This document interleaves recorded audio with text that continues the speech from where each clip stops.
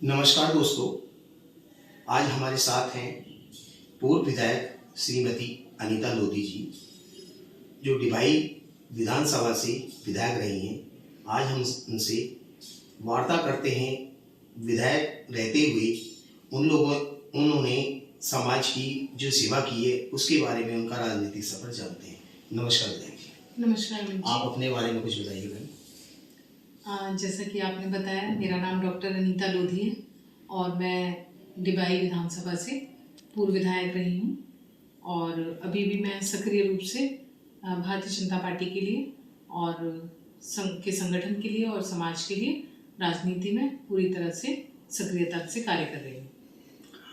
विधायक जी, एक हमारा छोटा सा क्वेश्चन है कि जब आपको जनता ने विधायक बनाकर विधानसभा भेजा तो ऐसा कौन सा कार्य आपने किया जनता के लिए जिसपे आपको गर्व हो?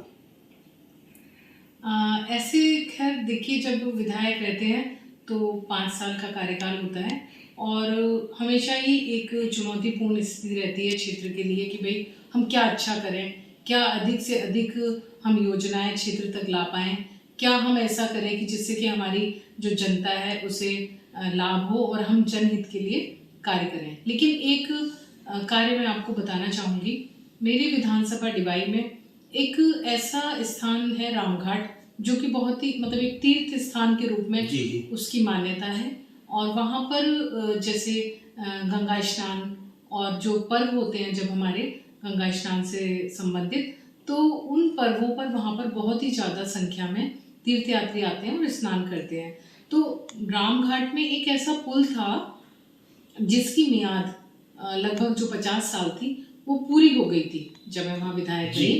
तो और उसमें एक समस्या ये थी कि उसकी मियाद पूरी होने से और उस पर 1-2 बार हमारे विधायक बनने के पहले दुर्घटनाएं भी हुई थी। वो हजारा नहर के ऊपर से वो पुल गुजरता है, तो उस पुल का जो टाइम, एक तो समय पूरा हो जाने से वो बहुत ही जर्जर स्थिति में आ चुका था, साथ में उस सकरा होने से जब वहाँ से तीर्थयात्री अधिक संख्या में, लाखों की संख्या में जब वहाँ से जाते थे तो उनका हमेशा ही गिरने का भय रहता था और बहुत बड़ी एक ट्रेजेडी वहाँ हो चुकी थी। तो उस पुल को बनवाना मेरे लिए बहुत ही एक चुनौतीपूर्ण कार्य रहा और रामघाट और नरौरा दोनों को जो जोड़ने वाला वो एकमात्र पुल का साधन है। यदि वो पुल टूट जाता, जो मुझे हमेशा विधायक रहते हुए जब तक वो पुल का निर्माण नहीं हो गया, मेरे मन में हमेशा एक भय रहता था कि ये दुर्घटनाग्रस्त ना हो जाए। तो वो कार्य मेरा एक बहुत ही चुनौतीपूर्ण, और क्षेत्र भी इस बात को मानता है, क्षेत्रवासी भी मानते हैं कि ये कार्य वाकई में बहुत चुनौतीपूर्ण था। 4 साल लगे, जबकि विधायक बनते ही सबसे पहला हमारे यहाँ एक प्रश्न की व्यवस्था होती है, प्रश्न 51 की, उसमें हमने वो प्रश्न लगा के उसको हमने सबसे पहले सरकार से उसको हमने मांगा था कि हमें ये पुल चाहिए। लेकिन क्योंकि प्रक्रिया इतनी जटिल थी, मुझे उस कार्य को कराने में 4 साल लगे। तो मैं मानती हूँ कि मेरा वो कार्य सबसे महत्वपूर्ण और चुनौतीपूर्ण कार्य था, रामघाट का पुल डिबाई में। न्यूज कंडक्टेड न्यूज पोर्टल से देखिए, हमने विधायक जी से उनके किए गए कार्य सुने। अब जनता के बीच में हमारे विधायक जी सेवा के लिए तत्पर हैं और जनता की भी मांग काफ़ी समय से आ रही है कि हमें ऐसा जनप्रतिनिधि चाहिए जो उनकी समस्याओं को सुने, उनके कार्य को करे। तो विधायक जी, जनता आपको दोबारा चुनकर भेजने के पूरे मूड में है। अगर आपको जनता विधानसभा भेजती है तो आपकी क्या प्राथमिकता होगी, कृपया इसके बारे में बताइए।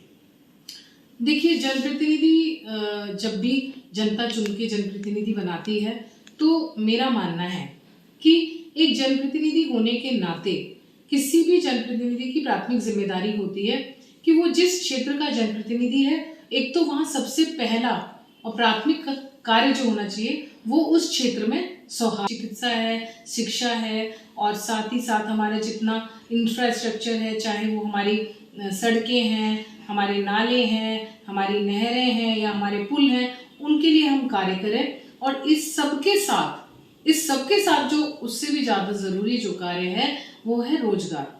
जो हमारा भारत है, हमारे भारत, पूरा ही भारत यदि देखा जाए तो उसमें 60% से ज़्यादा युवा है। है ना। और युवा है तो हर विधानसभा में भी हमारा युवा है, तो हमें उस युवा को एक दिशा देने के लिए, उसको हमें रोजगार देने के लिए क्षेत्र में काम करना चाहिए, किसी भी जनप्रतिनिधि को मैं मानती हूँ।